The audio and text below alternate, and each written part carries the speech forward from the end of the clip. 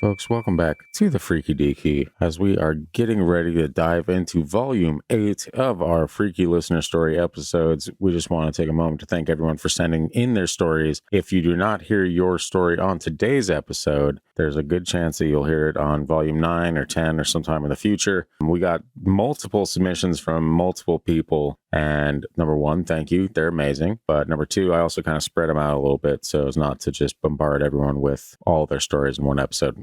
But I'm not here to mansplain the rest of that to you. We'll see you on the inside.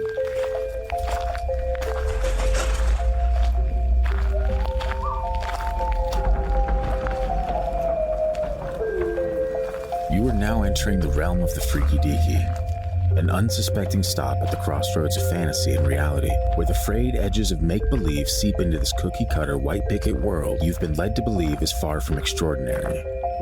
What you're about to hear are true stories. Alleged true stories. Christian, just... okay? Tales of the strange and inexplicable thought only to exist in film and folklore. Although difficult to accept, we do not know everything about this reality. About time or space, what lies beneath the ocean's depths. And try though we might, the unchanging truth remains. There are some things we legitimately cannot explain logically.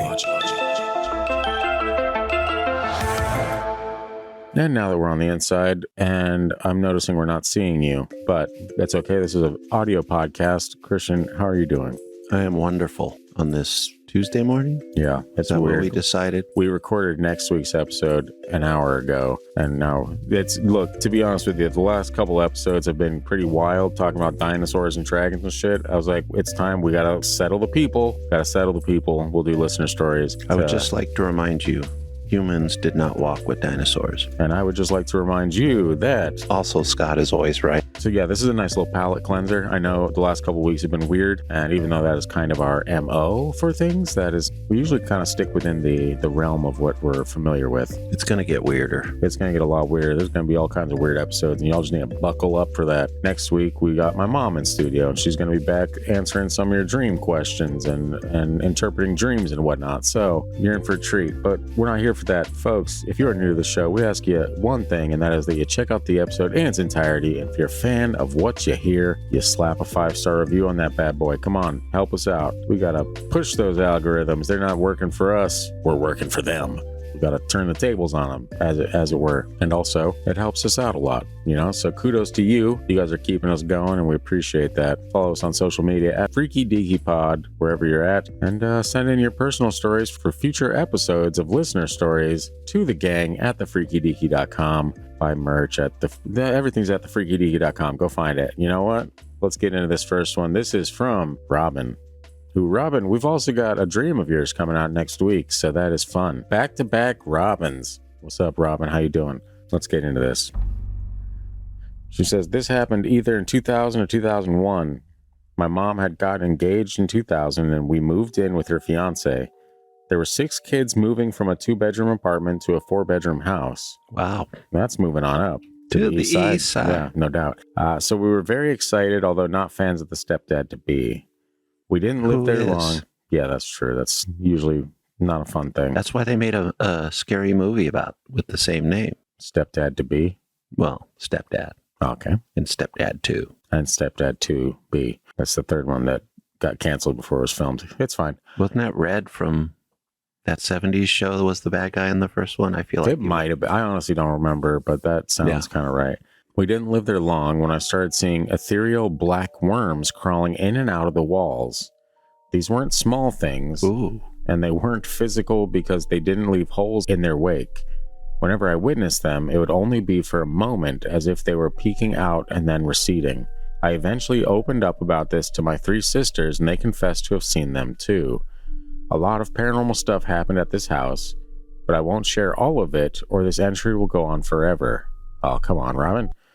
We love entries that go on forever. Mm-hmm. First of all, this is our bread and butter right here. We love listener stories, so feel free to share forever. One thing that happened on more than one occasion was my 2 younger sisters seeing a dark thing crawl along their floor and disappear under one of their beds. No, thank you. The first time this happened, they screamed and went into hysterics. We ran in, and they were both huddled on the bed, panicking. They told us what they saw, and the weird thing is the bed frame was the type that had drawers underneath, so there wasn't space there for anything to crawl under. Another insane incident happened when I called my best friend on one of those message lines. Scott, I think we're about the same age, so maybe remember these numbers you could call as a kid and set up your own voicemail. Your friends could call this number, then pound in your unique code and leave a message for you. I was leaving a message for a friend and decided to listen to it before sending it. That sounds oddly familiar. I can't remember what it was called, though. What was that? I used a phone. Yeah, you weren't hip like Robin I'm and also I. older. Yeah, that is true.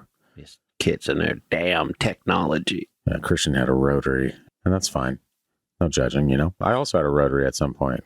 One time I had a phone that was in the shape and color of a Coca-Cola can. Wow. So that explains a lot. You know, you know what I do remember? Hit clips. You remember hit clips? Sounds familiar. It's the little tiny squares that you put into a little tiny one earpiece, and it plays 30 seconds of popular pop songs from back in the, that was 90s, probably early 2000s, maybe. God, those things were the great. You just hear the 30-second chorus of one of your favorite songs. You're like, wow, I can't believe my parents spend money on this instead of just getting me the CD. But it's fine. We'll reminisce about hit clips later. But yeah, I do remember what you're talking about, Robin. I can't remember what it's called, though. And that's my bad. Anyway, decided to listen to it before sending it. You could hear me talking, but in the background, it sounded like two women arguing. I was in my bedroom alone with the door closed when I left this message. Maybe 30 seconds into them arguing, suddenly one of them screams. The scream was horrific, and it wasn't like a scary movie actress scream. This sounded like someone had their hands around their neck, and she was screaming for her life. I ran out of my room, and I had all of my siblings listen to the recording. The last experience I will share is the scariest paranormal experience I've had. Honestly, this took me years to get comfortable sharing it. I was on the phone talking to my boyfriend and decided to do so in my mom's room. Her and my stepdad weren't home, so this warranted privacy. I was lying in the bed, and at the end of the bed against the opposite wall was a large vanity with a big mirror. I suddenly hear a kind of tink sound, as if something small hit the mirror. I sit up. To be honest, I'm having a hard time writing this down. I thought it would be easy writing this as opposed to speaking it, but I'm pressing on because I like you guys so much. Hey, how are you, Robin? You got this. I sit up and nothing seems amiss. There doesn't seem to be any object on the vanity out of place, nothing on it that shouldn't be there. I scan the room, I look on the floor, I don't see anything that could have made that noise. Okay, I'm okay. I lay back down. Deep breaths. Sorry, Scott, edit this out as needed. No, I'm fine. It'll be fine. Suddenly, I hear glass shattering. This is loud as if a glass ceiling just caved in. I shoot up back to sitting. The vanity mirror's fine. Everything seems fine, except now my heart is beating out of my chest. I lay back down and there's a woman standing next to the bed staring at me. She's blonde, her hair is a mess, she has an oversized t-shirt on and gouges in her face. Deep gouges and blood just pouring out of them. I am quickly on my feet and running to the other end of the hall where my bedroom is, but the whole time I'm running, which felt like minutes but was only seconds, I can hear feet pounding behind me. Without ever looking back, I jump in my bed and pull my covers over me. I swear I could feel the heaviness of her presence right next to me. I can't say how long I stayed under the covers, but I did not come out until I could no longer feel her standing there. It took me years to feel comfortable enough to tell this story to anyone because I always had this fear that talking about her would bring her back. And as you can see, that fear is clearly still very real. But I think sharing this story with you helped me to work through that fear. A lot happened paranormally between 2000 and 2004, so much so I feel like I could write a book. I've heard the theory about kids going through puberty attract the paranormal, and me and my three sisters are very close in age, so maybe that was it. Anyways, on a lighter note, I just ordered a shirt and I'm very excited to get it. Beans be with you guys. Keep up the great work, Robin. And also with you. And also with you. Thank you, Robin. That was very kind. And it's scary. It's scary as hell. No thank you on that thing chasing you. That's the worst. What about the worms? The worms, I mean, I've seen a giant worm as a paranormal experience as well once, but not constantly. It was just the one time and it was gross enough for me. What if these worms, you've ever heard this, probably on social media, there'll be a meme about the ghost of dinosaurs or something. Okay. This, I feel like the worms part, and maybe when people see these things, the ghost of the time period before the dinosaurs, before organisms got that complicated, and they were kind of, there was a point where things were kind of wormy. Okay. Are you trying to bring up dinosaurs again? Are you trying to go down this path? We already covered that. Yeah. Dinosaurs is gone. We over they the were dinosaurs. Gone. This is prior to the dinosaurs, because the dinosaurs, there were creatures before the dinosaurs, as you guys know. Shoot me except in the face. for the guys that believe Scott's crazy stuff. Also, Scott is always right. But anyway, also the blonde lady. Too creepy with the gouges and the blood. I'd like to know a little bit more about that house that this was seen in. Do her parents still live there? That would be interesting, Yeah. Robin, if you could look up that address and see if anything, maybe amiss took place. Maybe a city. I mean, even if she doesn't have time, send it out to us in a message. I'll do some research. I mean, I don't mind that. That'd be kind of. I always want to track down the past. When you hear a story like this, you want to kind of look into the history of that area for a while, if you can. Sometimes it's hard to. True. And while I don't necessarily believe in ghosts and demons, I do believe that maybe certain energies can stick with an area. In the meantime, Robin, thank you for sending in. That was terrifying. And if, again, like I said, if you have more stories that you want to share, think of this as a place to share them. Yeah, you got to get it out of your system, and then it doesn't have the power over you. Yeah, that this blonde woman still has. Hey, blonde women everywhere are known for having power over people. You know what I mean? They have power over me. That's true. That's very true. Anyway, this next one comes to us from Tiffany. Tiffany is an OG. Thank you very much for sharing and for the support and the super chats and all that stuff. You've been awesome just stuff, an OG Tiffany. For real. Anyway, she says, "Hi guys, I used to work this really easy overnight job taking care of a woman who slept the entire night. Prior to my shift that night, I decided that it would be a good idea to hang out with my best friend and cousin Josh, who is no longer on this plane of existence. Josh had something fun for us to do, and I'm going to leave out the exact substance, but you can take a guess. I see fruit punch, no doubt. I was going to go with drugs. Tang. Tang is a good choice, though, too. These are all code words for what was really going on. That is true. And hey, no judge. We have several people that are very open with us in their stories, and it's an honor, honestly. I'm like, hey, you guys feel safe enough to share this stuff? Like, there's no judgment here. Whatever you do, you're all cooler than I am anyway. So I don't trust somebody who hasn't had that kind of an experience. Well, then clearly Christian doesn't trust me, but that's fine. How do you know? Because I haven't had that kind of experience. You've had an experience with marijuana? Yeah.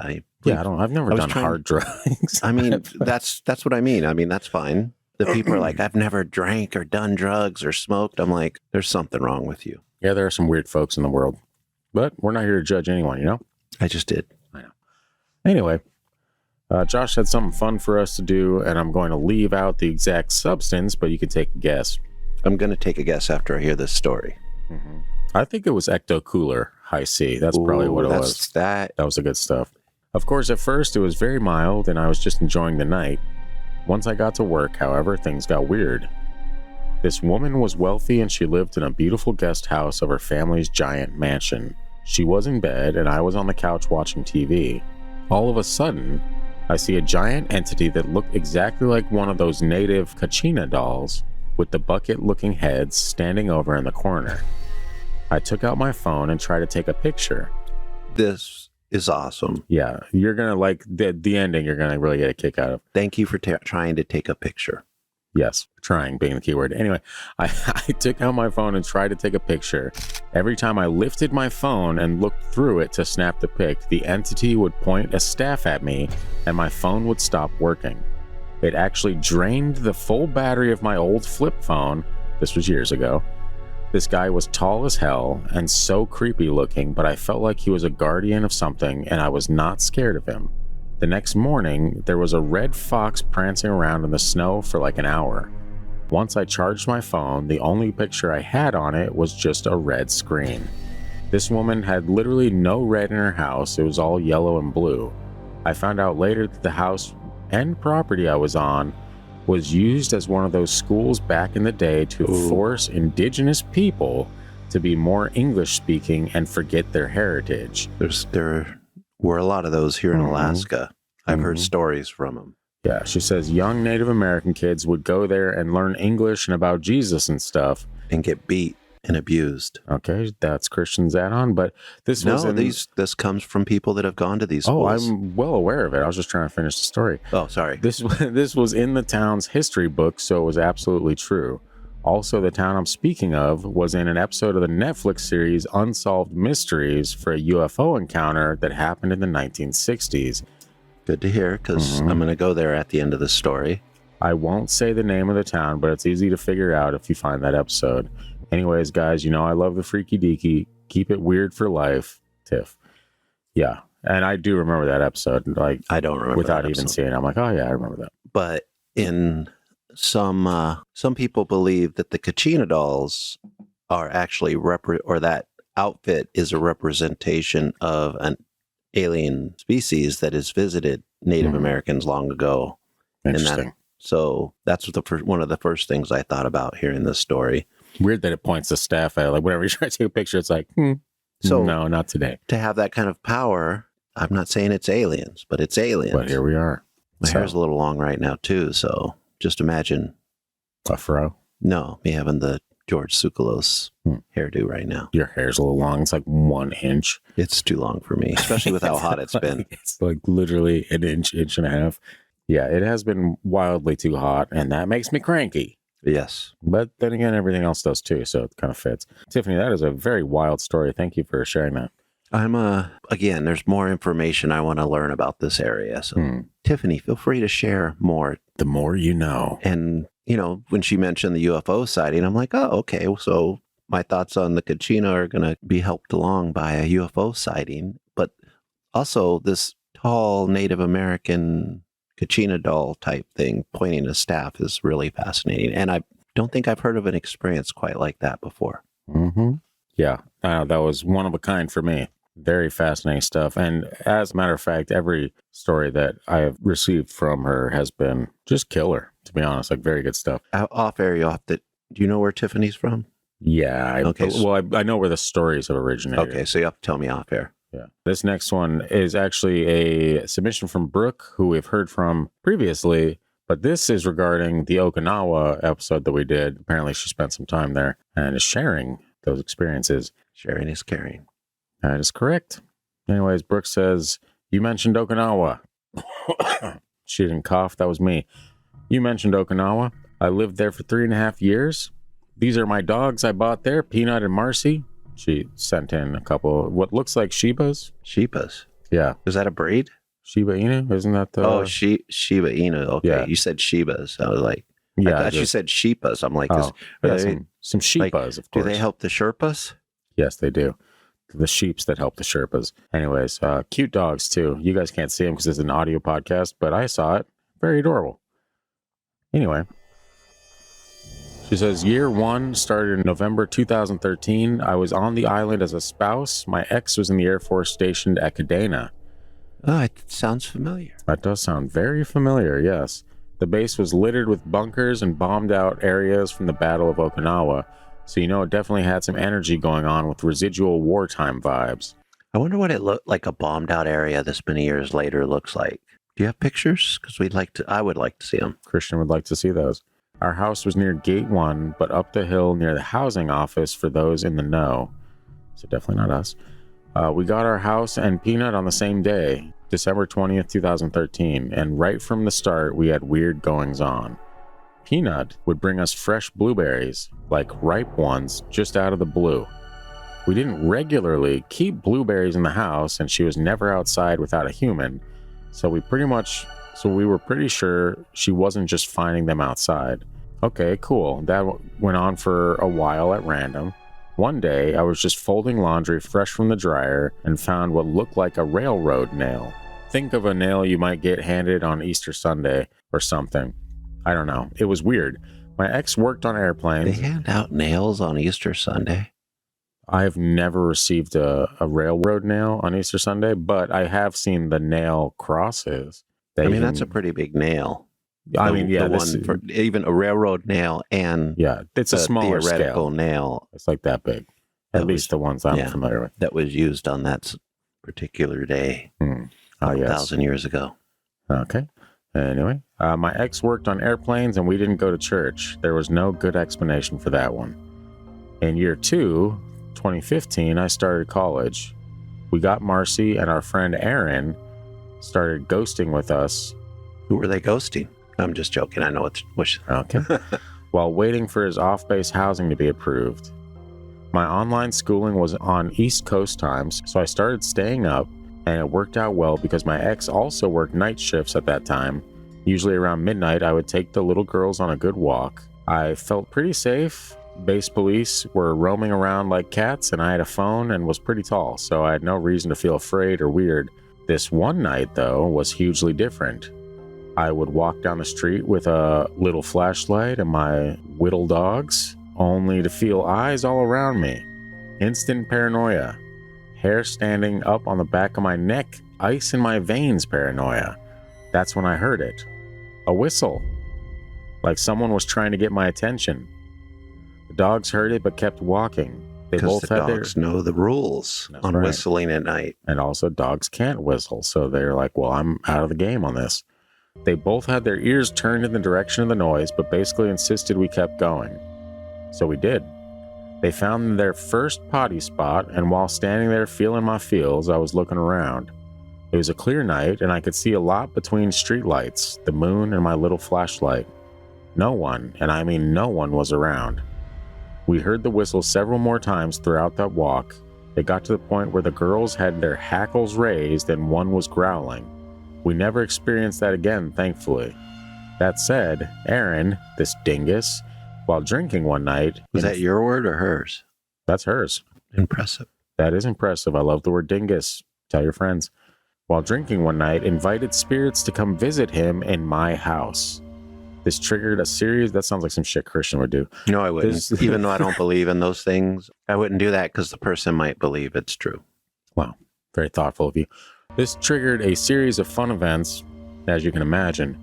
Around this time, I dropped out of college because that wasn't for me, and I was just riddled with depression like any good 21-year-old might be while living on a beautiful subtropical island. My ex was working swings, so from 3 p.m. to midnight, he'd get home around 12:30 a.m., since he had to finish up stuff and drive around basically the entire flight line to get home. Anyway, the girls and I would stay up and eat a late dinner with him, so basically we sat ready for the sounds of him walking in. We would hear him come home at 11 p.m., again at 12 a.m., and finally, for real, at 12:30 a.m.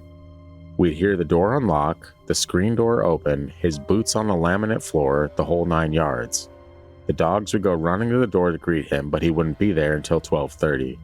This happened a few times a month. Around the same time, stuff started going missing, small things here and there, only to be found in weird places. These things continued until we left the island on New Year's Eve 2017. It deteriorated both our health and our marriage. Nothing ever touched me or manifested in a physical form in front of me like a lot of other Okie stories, but that island is full of wild energy. So, whatever. It's good I never actually saw anything. I don't think I could have handled it. P.S. I got the dogs in divorce, and they're still kicking. Peanut is 10, and Marcy is 9. Nice. It's a fascinating story. And, while we know I don't necessarily believe in ghosts, but the energy there is obviously something on that island. And I guess the energy of thousands upon thousands of people dying. That might do something. Right. The whistling, no thank you. Big no thank you on that one. It's a no from me, dog. Yeah.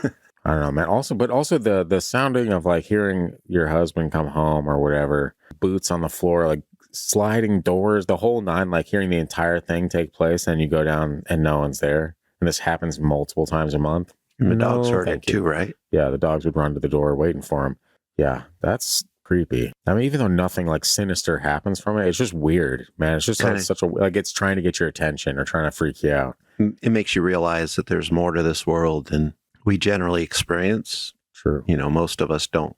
Everybody, I think, has like a spooky tale or something. Oh, yeah. But probably most of them aren't paranormal. But every once in a while you come across something like this where the area's got some paranormal activity, or what we call paranormal activity.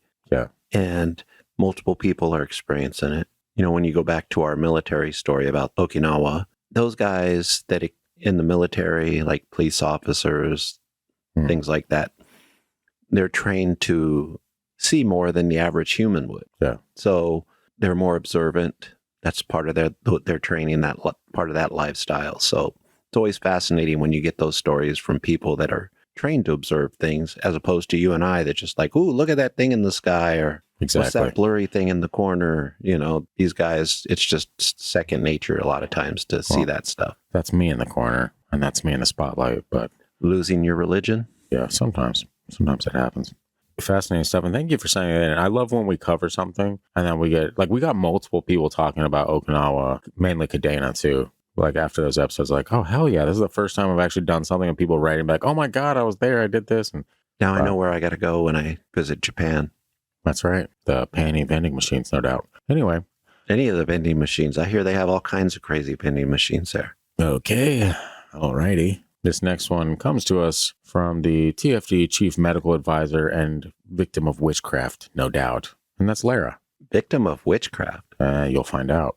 So thank you, Lera, again. And she is our Chief Medical Advisor, no doubt. We will reach out to you for questions. She's a very bright cookie. The first story I wanted to tell you about happened while I was at my neighbor's house. She was in the active phase of dying.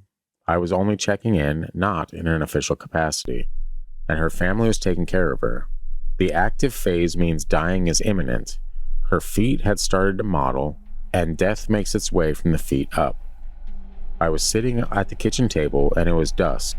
Her son, who had always given me the absolute worst vibes, came to the table and started talking chit-chat. If you knew this man, he wasn't into chit-chat.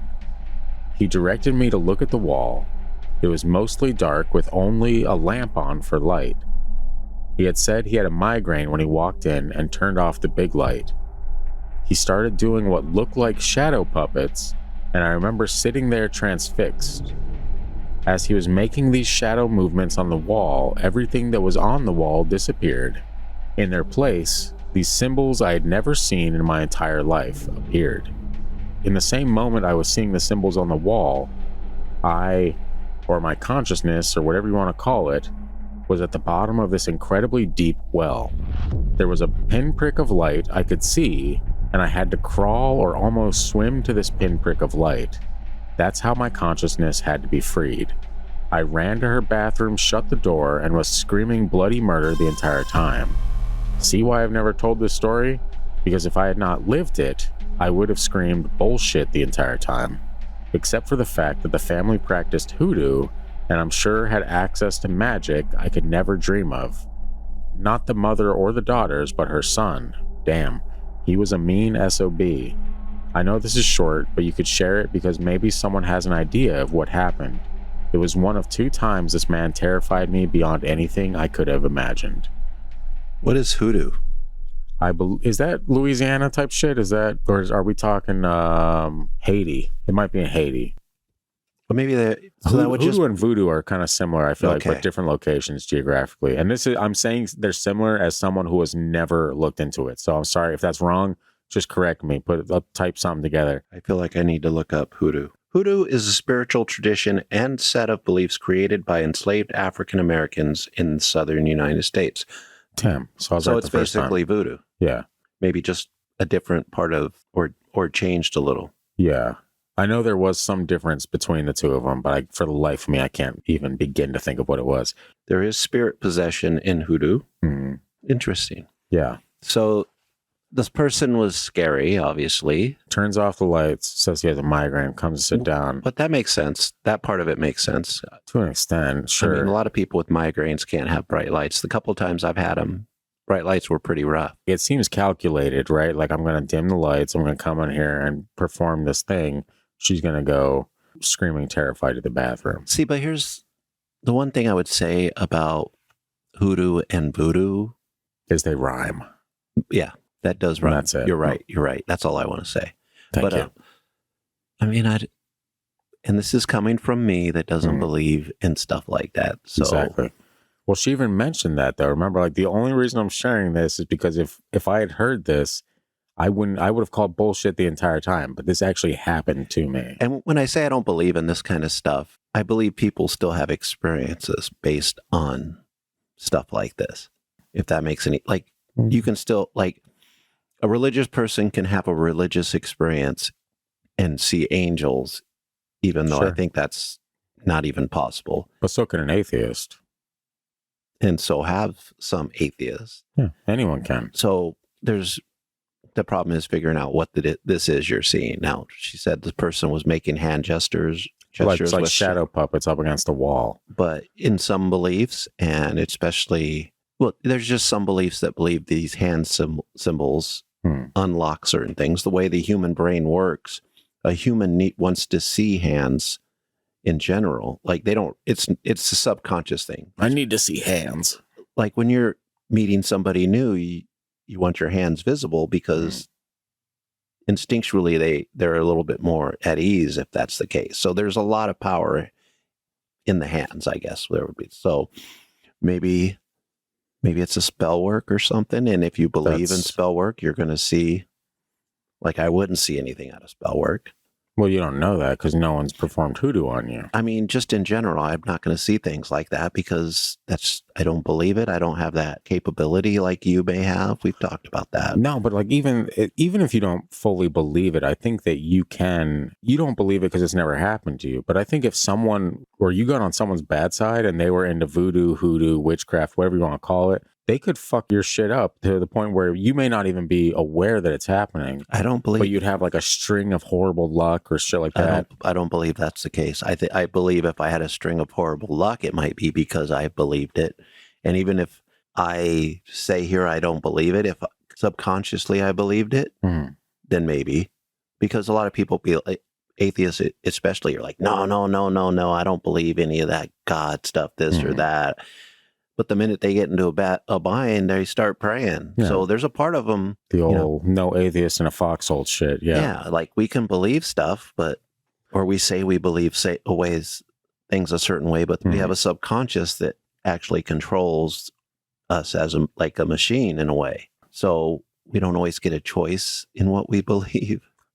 Like I said, but I still wholeheartedly believe that if someone was into that shit and they wanted to curse you or put a spell on you, that they could do so. Like we don't even know that Lera believed in this shit, but someone sat down and transfixed her enough via shadow puppets, symbolism, and like the deep well of the subconscious or whatever. That's some pretty terrifying shit for someone to just sit down and pull out of their ass, you know? Here's my thing with listener stories. They're my favorite. Yeah. Because I sit here and I want to know more and more about the whole situation so I can kind of understand where this is coming from, what caused it.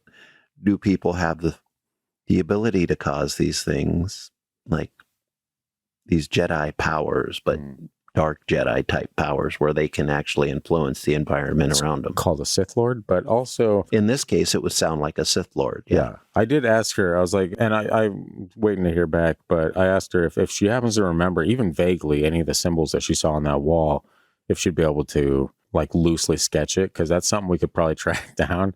Like I say, I have a book sitting on my bookshelf about it. So definitely if there's some... Yeah, it'd be fun. It'd be fun to look into. It wouldn't be fun to discover if it was something creepy like that, but... I can tell you right now, it may be creepy, but it's true. You can protect yourself from things like this. Yeah, and Lera, I just want to set the record straight that I 100% believe you. And I believe that what you experienced was terrifying, and I hope that you never have to experience something like that again. I believe she experienced something that was terrifying.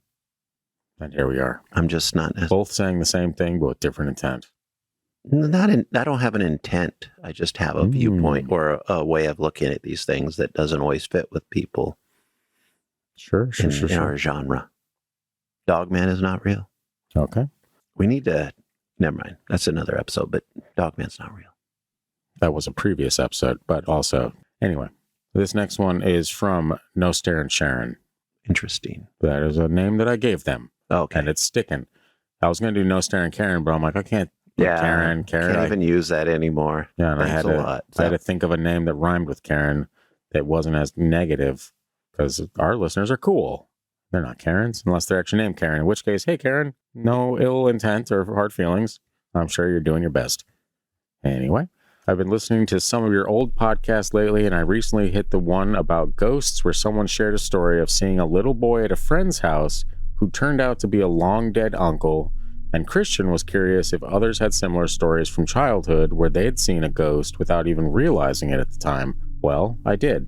When I was maybe 7 or 8, my mom and aunt took my brother and I on a road trip to Carlsbad Caverns in New Mexico. Oh, yeah. We're going some cool places here. Oh, yeah. Along the way, we toured an Old West saloon with multiple bullet holes in the ceiling and such.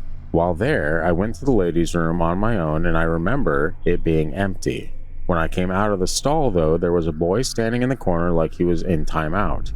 I didn't think anything of it, just figured his mom had dragged him in with her like my mom used to do with my brother. No big deal, but then he turned around to face me, and his face was horribly burnt. It freaked me out a bit, but I just put my head down and thought it's rude to stare, on repeat in my head. Finished washing my hands and left. It wasn't until a few weeks after we got home that my aunt had us come over to watch an episode of some ghost shows she'd taped about that saloon we'd visited. Apparently, one of the ghosts there was that of a little boy who died in a fire. I was stunned, but I don't think I even said anything to my family until I was grown. You don't have to read this part on air if you don't want to. Now, when I think of that boy, I usually pray for him. I have to say, as a Catholic who's a bit on the spooky side, you guys at least had some weird ideas about Catholicism. Actually, that's one of my favorite religions, or favorite offshoots, or I don't know what you call particular viewpoints of religion.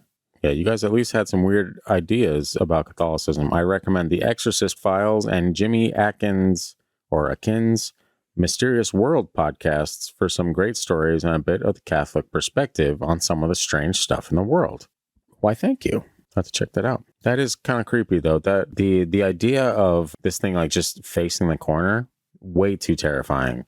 Like, I guess coming out of the stall, you wouldn't be super scared of it. You'd be like, oh yeah, that's kid's probably just his mom dragged him in. But the fact that it turns around, burnt face, and then you find out later on through this ghost show or whatever that there's that would just have like full body chills the entire time. Like, oh, okay, well that's weird. I like that one because she saw this thing before she knew that there should have been a thing there, or that thing had been experienced there.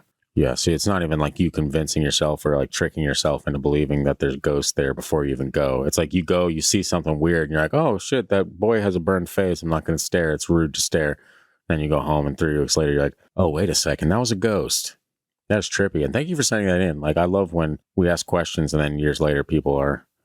She didn't mention the name of the saloon, did she? I don't believe so. If you're listening, let us know the name so we might want to visit. There you go. And Christian wants to go in the ladies' room and see a ghost boy. I don't have to go in the ladies' room to see a ghost boy. I'd have to take you to probably see the ghost boy because I probably wouldn't see it. And I would just peek my head in the ladies' room. Nothing perverted about it. I would just stare in all four corners briefly, and if I saw something, I would be like, something. I'm from a podcast. I heard a story about the ladies' room. Can we watch you go to the bathroom? No. None of those. I would be like, do you mind if I join you in this stall? Can you make sure nobody's in there? Am I making you uncomfortable? Especially a little boy with a burnt face. Yeah. Can you just double check for me? Is there a boy with a burnt face in there? I have unfinished business. Wow. Christian really fucked up with you to say that, but that's fine. Anyway, thanks for sharing that story. We move along to a story from Amanda.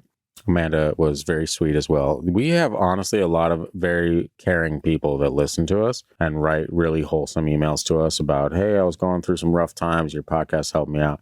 And I got to be honest, I never expected a single email like that to ever come through of someone being like, you really got me through some rough times. I'm like, man, I can't even get myself through some rough times. So it's very nice to see that it works for others. Yeah, we were just talking about this via text the other day. I'm like, it's weird. Yeah, I'm like, I didn't expect to hear something like that in life, especially with the podcast. About ghosts, no doubt. But, we've seen it, I think like 3 times recently. And I was just catching up with emails yesterday, putting this episode together and next week's episode together, and I found like 4 or 5 emails, and I'm sure people get like, I sit on them. I don't read a lot of them because I just put them into areas. I'm like, I'm going to come back to this for listener stories, so I don't really get to them except for like once every month or two, couple months. And there's some from like back in February that I hadn't touched that I had to respond back, hey, I'm so sorry it took me forever, but I promise I always get back to messages. It's just life is chaos. But a lot of those messages were very uplifting and very kind, and we really do appreciate you guys. And we're glad that we can help keep your spirits lifted as well, It makes me feel like we're doing the right thing in this world right now. We're out here doing the Lord's work, in a very strange way. Some people would say the devil's work because Well- of the subjects we talk about, especially with me. Well, the devil doesn't exist, though, does it, Christian? Nope. No, demons exist. Anyway, Amanda sends in this story. She sends in this story. It's fine. She says, when I was younger, I had an ability that I didn't notice until one of my friends pointed it out. I grew up in a small town in Nebraska, and in the 90s, we were able to run around until the sun went down. One night, my friend and I were on the way back to my house after playing at the park until dark. Nice rhymes. And we walked under streetlights. Every light we walked under would turn off. Finding this interesting, we spaced out. She walked ahead, and nothing would happen to the streetlight until I walked under it. Then the light would go out. It later became a, quote, party trick with our friend group. I would run and jump under streetlights to have them go out. I never knew this was a thing until recently when I started listening to podcasts. I still have problems with electricity. I have a lot of static energy within me. I shock anyone who touches me to the point it's painful. My phone drains its battery quickly. I still have weird light situations in my house and when I walk outside at night. I also had to get a pacemaker for a heart condition when I was 20. When the battery life hits a certain level, it drains faster than it should. It's an interesting phenomenon. And also, Amanda, you sent in probably like one of the cleanest set of stories ever. It's on like a nice Word document, and it's got like multiple ones. And so I want to let you know, like this one ended up getting pretty jam-packed. So I moved the other ones to volume 9 and possibly 10 too, depending on what else goes in there. But thank you so much for taking the time to send those in. Those are great stories. This one in particular, I don't have it as common, but it happens enough that I notice it. And it's only when I'm driving. It's not when I'm walking. But I'll be driving, especially down like the Glen or something like that. There's a certain number of streetlights that go out as soon as I drive underneath it. And it got to the point where I was so curious about that, it actually made me look up what it's called a couple years ago because I wanted to do an episode on it. But hearing this story that you sent in and saying that it happened like frequently and like pretty much all the time to you is wildly fascinating to me that we actually got someone that experiences this a lot more than we do. I was once told that when a streetlight goes off when you're going by it, it's because your guardian angel just happened to traverse through the actual circuit. Accidentally hit the light. Just traversed, flying through the air, following your, there you go, accident-prone butt somewhere. Classic.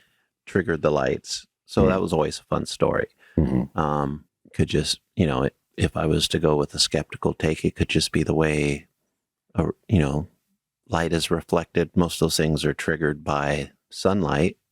So it could just be the way it's triggered, the light reflects. Yeah. But also, in this case, how she explained... Studying it, like doing it. Well, the explanation of like the electricity she seems to conduct, and a pacemaker at 20 is pretty young for a pacemaker. But I have a friend that was close to that age when he got his pacemaker. Yeah. And maybe that is caused because the heart is run on electricity. Could be. There's something to do with it, especially like, you're more charged than most people. And maybe that affects the heart differently and eventually caused. Same with electricity around you. Yeah, the pacemaker, the need for the pacemaker, or I don't know. There's a lot more to that story than you think. Just the lights just going off. Yeah. Because of her, experiences with electricity in general. I'd love to hear or understand that more. I don't know if anybody's ever researched a person like that as much. I know I've heard stories about people like that. Like, didn't they have people in like circuses that would be able to do stuff like, I don't know, not necessarily conduct electricity, but were okay handling it or dealing with it a little bit better. I've seen like some of those like quote unquote superhuman documentaries and stuff like that, where like one of them is electricity, being able to be pretty much a conduit. And so like that does sound kind of familiar. I know when I was looking into it, it was literally more often than not just coincidence of me driving and just having, but it was so frequent. I was like, okay, this is getting weird. Also at the same time, like cities have very strict schedules with those lights, and to save power, they'll shut certain ones off like every few minutes or something like that. So like the city that doesn't manage their finances that properly. Could be a thing. Yes. Over a year, they could save $12 probably, but on each light they turn off. So, maybe $50 or hundreds or thousands of dollars. Yeah. There's the electricity aspect changes this story from your typical lights turned out story, which I think a lot of people have experienced. Not on this level though, and not this often. Fascinating. And your other stories are great as well. I'm excited to share those with the folks as well when those episodes come out, which I'm assuming is going to be fairly soon, because we're at a point now where we're getting enough stories from people that we can start churning them out a little faster, and that's my favorite, and I love that shit. So keep that coming. If you have been sitting on the sidelines and been like, my story is not important, or it's not spooky enough, or whatever, shove that under a bushel basket, friend, and then send in your story. Honestly, like, this is a fun place for everyone to share their experiences, and we've gotten plenty of emails from people being like, look, I haven't shared this with anyone. You are the only podcast that I'm trusting this with. And to me, I'm like, wow, that's a pretty high praise right there, you know? That's very cool. Which means that we at least, make you feel comfortable enough to share your spooky experiences. And that's with a skeptic on board too. Who could say that? No one, because we're the only people that do this. Skeptic, indeed. Anyway, Amanda, thanks again for saying that in. And congrats on getting your master's. You did it. Good work. We're proud of you. This next one's from Jess. Jess, we also have a story, or we have a dream for you in next episode. It's like a double dose of Jess. And I said that an hour ago, talking about the past, because we recorded that one first for some reason, but it's fine. I think you're confusing everybody. I'm confusing myself, so I'm just going to go ahead and get into this. It says, hey there, it's Jess. Who's that girl? It's Jess. Anyway, I'm the one. Is that a song? It's New Girl. Anyway, I'm the one who sent that picture of the creepy symbol that formed on my arm. You remember that? Yes, I do. Yeah, that was fascinating. That was a fun time. Not for her, but for us. I've been listening to Paranormal podcasts for about 3 years now, hoping to hear an experience like mine, but no such luck. So I'm going to share this thing and maybe a couple of others, but I'll keep it as short as I can.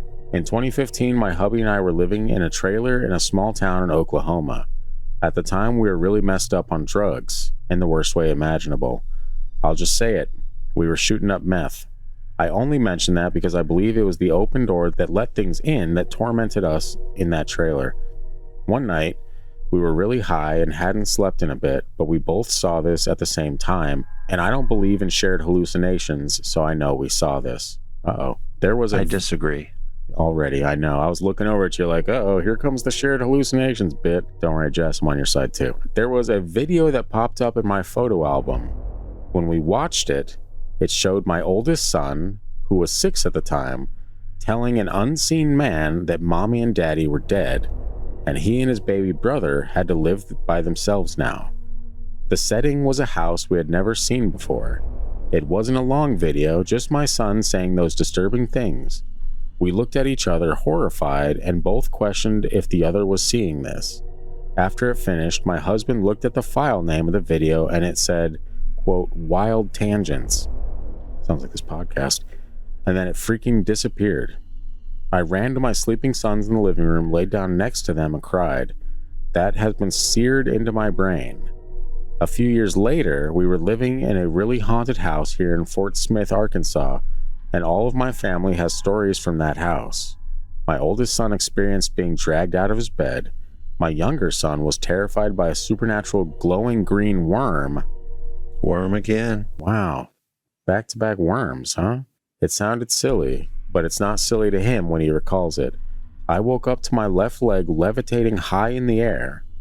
And when I awoke from that, I went to check on my kids and found my daughter's face very swollen. Weird timing. There were crashes of dishes in the kitchen, but when you went to see what the heck was happening, there wasn't a single thing out of place. We heard audible voices talking to us when we stayed up late. Here in my current home, something locks me out of the house all the time. Only me. It's probably the shadow man my daughter has seen. Well, thanks for being awesome, guys, with an awesome podcast. You're welcome, Jess. It's literally what we were born to do.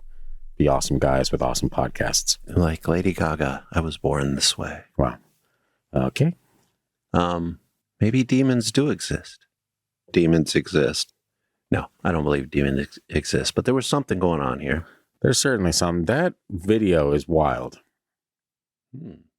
Is that's your... You saw it?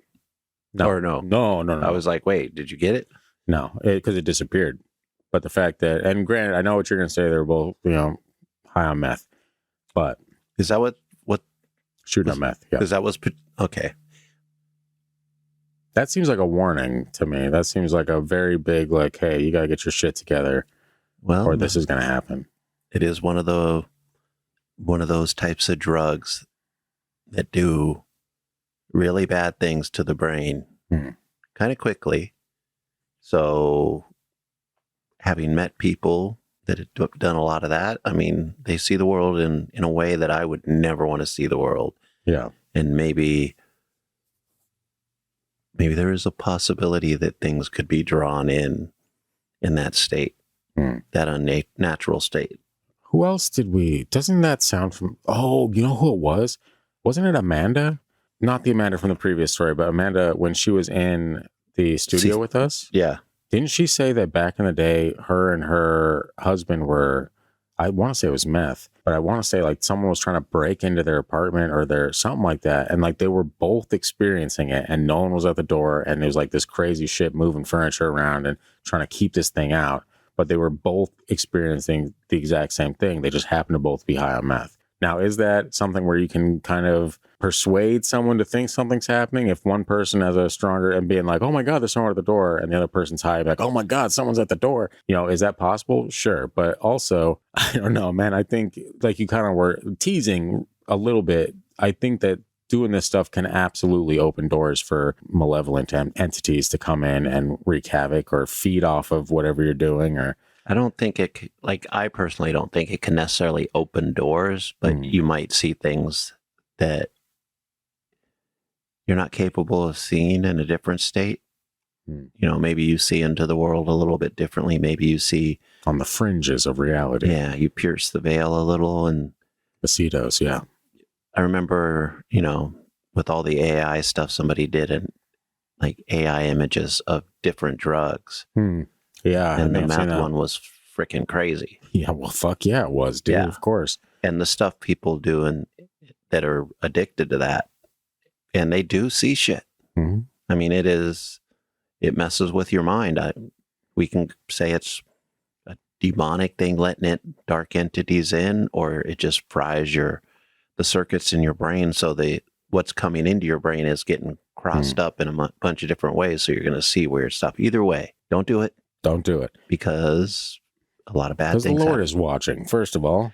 And the video with the kids saying that, I mean, that would be terrifying. It would be, but also kids say crazy things sometimes. And if you're not in a healthy mental state, it could affect you differently. Yeah, but the video didn't. It's not like they filmed the video. This was a file that was randomly on their phone called Wild Tangents. And it's of their son saying to an unseen man that mommy and daddy are dead and that they have to live alone now. Now, the video disappeared, right? After both of them saw it. Like the husband looked at it and pulled up the file name. So you got to hit a couple buttons, see what the file name is. File name was Wild Tangents. Then it deletes itself. That's just, I don't know, man. Like that seems like a sign, like almost like hey, this is your future if you keep this shit up. It could be. And I would think that would be the best way to interpret it, because that is a way that might spur you to take some action. But also it could have been what was mentioned earlier, a shared hallucination that it was never there, but somehow your brain synced and realized this is not the proper path. And the only way that you would intake that information in a healthy way is for a vision of your son saying this. Perhaps. I mean, you're 100% wrong, and Jess and I both know it, but it's fine. I mean, if demons did exist, this is the type of drug they would come after. This is the type of drug that they would produce. Or they would visit people that use this kind of drug. I don't think you even have to visit. I think like you could just be opening up that, that vision to what's going on in the spiritual world around you just by partaking in something like this. Like could it open them up to be like, oh, someone's using meth, let's go torment them. It could, but I think that in that situation, you're already kind of at rock bottom. Well, you're also tormenting yourself on that drug. To an extent, sure. Because of the way it affects you. Yeah, it's. Are you, or are you under the influence of demonic entities? You are not under we cannot put. Don't worry, we're not we have to cut this short at some point, so we're not going to dive into that. I'm just throwing out the possibility that demons exist. And also that they could be at play. Demons don't seem to exist, and if they do, they don't affect us very much. But hot take. This is something simple. This is the type of drug that causes paranoia. And once you reach that stage of paranoia, bad things happen. Doesn't have to be demons. You could be the demon in this case. Let's move on to this. We're going to close this out with a Bigfoot story. Ooh, I like Bigfoot. And this is from our guy, Kenny. You remember Kenny? He had the green hand experience a while back. Yes. One of my favorite stories. I told him that. I'm like, dude, that's one of my favorite stories to this day. Still, I love that. So he wrote in, and we'll close out this episode with this story. This is the first Bigfoot listener story we've had? I think it's the second. Okay. I believe we've had one before, or maybe two, but this is a good one. I like this. It says, hey guys, my guys, I never miss an episode and I love your podcast. You both are incredible. Thank you. I don't ever get to hear that. Yeah, you hear it every once in a while. I have written before about my experience with the disembodied green hand, which was season 3, episode 32. I have another experience that happened to me while hiking. I love to hike in very out-of-the-way places. Being all by myself in nature definitely keeps me rooted and gives me space to think clearly. I was on one of my routine hikes in the Ozark Mountains in southern Missouri. I had hiked this place previously and didn't see another soul, which is how I prefer it. I had been following some deer trails and came into a small, well-shaded valley. I noticed 2 other deer trails leading down to the same area. In this beautiful small valley, there was a small cave, not big enough to climb into, but the water flowing out of this cave was ice cold.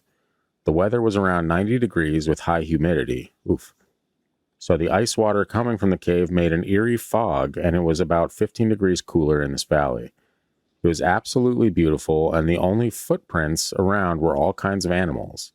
I felt like I was the first person to see this beautiful place. I soaked it all in for a while, then decided to keep walking down the deer trail to see what else I could find and enjoy the sounds of the Ozarks. As I was leaving the valley, there was a 5-foot embankment to my right. Looking at it, I saw the base of the trees at eye level. Then the strangest thing happened. All the wildlife went absolutely silent. When I hike, I constantly check behind and around me to make sure I'm not being hunted by a bear or mountain lion. The only sound I could hear was the babbling of the brook that was flowing out of the cave. The next thing I noticed was a horrible stench. Decaying foliage, like in a swamp, a skunk, pungent rotten meat, and a wet dog all rolled into one huge smell. We know what's showing up here. Yeah, we know what comes next. That's the best way to describe the smell. There was static in the air, and I sensed possible danger. Static. Exactly. Yeah, I was keeping myself from turning around and booking it out of there. I made myself just stand my ground and breathe. Then, without warning, a rock the size of a basketball flew from the top of the embankment and thudded nearly 2 feet in front of me. This rock didn't roll off the embankment, but it came out in an arc from the trees and landed with a heavy impact on the ground. I was terrified, but made myself keep calm. My brain was trying to make sense of it. The dead silence, the pungent smell, the electricity in the air, and now this head-sized rock landing with force in front of me. I thought maybe a rock fell from the embankment, but there was no other loose rocks. All my instincts were telling me to leave, but I was curious. I asked, "Who threw that rock?" There was no response. I heard branches cracking, and the smell was getting worse. I knew that I'd better leave because every one of my alarm bells was going off. I raised both hands and said out loud, "I'm turning around. It's obvious you don't want me here. I have a weapon and I will use it if needed." I walked backward, not wanting to turn my back on this phenomenon. The sense of being watched made me feel unhinged. I backed up 20 feet and then turned around and made myself walk instead of run. I was definitely shaken. That's when I realized I could hear the birds and bugs again. Things felt back to normal, and I was beginning to process what had happened. Was it someone trying to scare me? I have never seen anyone on these trails, and it definitely wasn't deer season, so no hunters could be keeping me away from their hunting grounds. The crazy question, did I just encounter a Bigfoot? The silence, the smells, never smelled anything like it, the electricity in the air, the sense of being watched, the force with which the rock was thrown. Maybe Bigfoot didn't want me in his territory and was scaring me away. It was a nice place and I could understand. So, I didn't physically see a Bigfoot, but I honestly feel I encountered one, and I haven't been back to that trail since that day. Never have had an experience like it since. Wow, Kenny, what a ride. That was a good one. Yeah, isn't it wild with the rock throwing? Everything is wild about this story. Him saying that he was like, well, I was wondering, like, maybe someone like tossed a rock. I responded and I said, look, there's so many stories of rocks being thrown perfectly to a location 1 foot away from someone, 2 foot away from someone, hitting them in the chest. I'm like, if that was human, odds are it would have gone right through your shin. Like, there's no way the accuracy from a human to, number one, have the strength to throw something that big, like at a perfect arc. No thanks. And also, yeah, the accuracy alone, they'd be like, let's throw it right in front of him. And then it bounce and hit him in his shins, break his legs. I have pretty good accuracy when I throw rocks, but I don't throw rocks that big. I know. Yeah. You have to be like, what is it? The catapult? What is it? Shot put. Shot put. Yeah, catapult. Yeah, it's kind of a catapult, I guess. Yeah, human catapult. Yeah. I'm like, damn. This is such a weird phenomenon because maybe I just haven't known all the intricacies of Bigfoot stories for as long as they've been around. But the rock throwing thing feels like I only learned that a few years ago, that is a common thing. And now I feel like I hear it everywhere. I've known that one since I was a kid. It's just wild, man. Like the size of these rocks. And but it's also a good way to warn things away. Sure. But how do you get that accuracy? You throw a lot of rocks. I mean, so you're telling me there's like... Have you seen those guns? There's like an amateur Bigfoot guy that's like, oops, I accidentally hit him in the head. Next time I'll be better. Some people throw better than others. I mean, I grew up playing baseball, so I don't know how well I'd throw things now, but... The confidence is still there, When I moved up to Alaska and went to the fair, I was dunking one of those dunk takes. I was still able to dunk twice out of 3 throws, I think. You dunking on them, yeah. But either way, like the electricity thing, we've heard that, but also... Have we heard the electricity thing?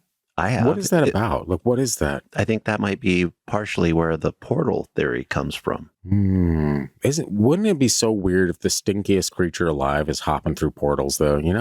Like, what is that about? Maybe that's what's creating the smell. He's like, sorry, I got some sludge on me, some portal sludge. It's either that. I mean, some animals just smell because they don't always get to wash. Sure, that's expected. The carcass remnants off of them from what they kill. Bigfoot may or may not. We just had that the video. Same way. Yeah. Remember that video where the mother and child Bigfoot are bathing in the river? Yeah, that's so true. You think like, hey, okay, well, where's the smell attached? Do they just get to bathe once a year or something like that? Well, I'm sure they bathe whenever they're near water or want to go in water, but it's just, weird.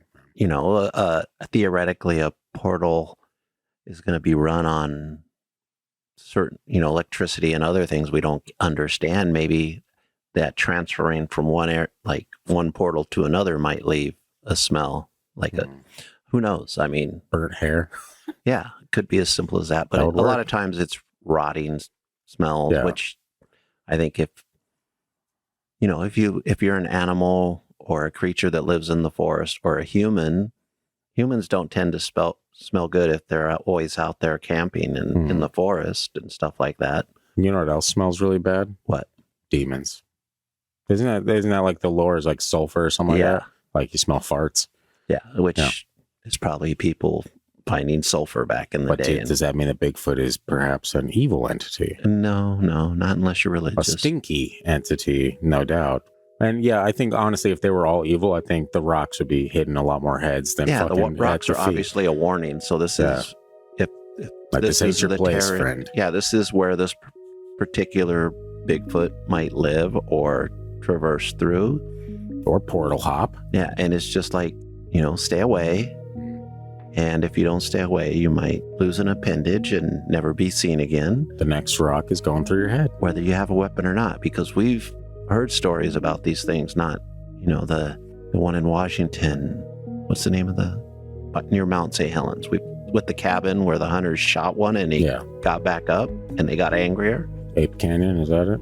Yeah, exactly. Okay. So I mean, and these guys are using hunting rifles to hit this thing, and it hurt it obviously, but it didn't seem to kill it. Just made it put them on its list. Yeah. I'll be back for you, bitch. Don't worry, I'm coming. Yeah. Man, that is a great story. Kenny, thank you again and I'm glad to know you're still listening to the show. We've had so many people come and go over the years where it's like someone will be like super into it and then they'll be like, oh, I found this I think other that podcast. Happens with podcasts. Yeah. I mean, there's a few that I've listened to religiously for years now. That happens. And now I can't listen to anything. I listen to Belief Hole on my drive to work every other week or something like that, but that's about it. And confessionals every now and then when Tony has normal people on. But that's beside the point. It's fine. Yeah. So, but thanks to everyone that sent in their stories. We really do appreciate you guys taking the time to share those with us and feeling comfortable enough to share those with us so that we can enjoy them as well and share them with the rest of you. And can I just say, Michelle, your story will be coming on either the next around the mountain. Yeah, when it comes. The 9th or 10th episode of Listener Story. Mainly because this is the first time I'm hearing. No, I've told you about this the other day. Oh, is this what you were mentioning with the? Okay, yeah, it'll probably be volume 9, which will be a month or 2 out. Who knows? Whenever we fill it up, that's when it'll come out. And yeah, like I said, or like we say every single time, these are our favorite episodes. So do not stop sending them in. Send them to thegang at thefreakydeaky.com. We love your stories and we love sharing them with the world. If your friend has a crazy story, ask them to write it down for you so you can send it in to us. There you go. And you can get the glory. I mean, you can tell us it's your friend, but it's always fun to get the stories from the actual people. Sure. Because then sometimes, I mean, we know that sometimes the stories we come across are somebody making them up. Classic. Not always, but it's always nice to get these experiences. Mm-hmm. It helps me understand the world a little bit better too, even from a skeptical point of view. Some might say it just opens my eyes a little. And yeah. So you heard it from Christian. It's time to get to typing, friends. Or if you want to mail a letter, leave a voicemail. Voice record it and email it if that's easier. All of that works. And actually, I think we have voicemails. I should have checked those before this, but I guess I'll have to do it next time. Anyway, thanks again, and we will see you right back here next week where my mom is joining us to conclude the Dream series. The trilogy. Part 3 is coming out where we got a few of your listener dreams in there as well as some other nightmares. So if you want to hear some nightmares being interpreted and more fun Bible stuff for those of you that are very anti-God, I'm sure you'll enjoy it. If not, then we'll see you the following week where we're doing a Bible study. No, I'm just kidding. It's fine. Chill. It's fine. We'll go back to the spooky ghost nonsense. It's going to be okay. Everyone take deep breaths and we'll see you later. Goodbye.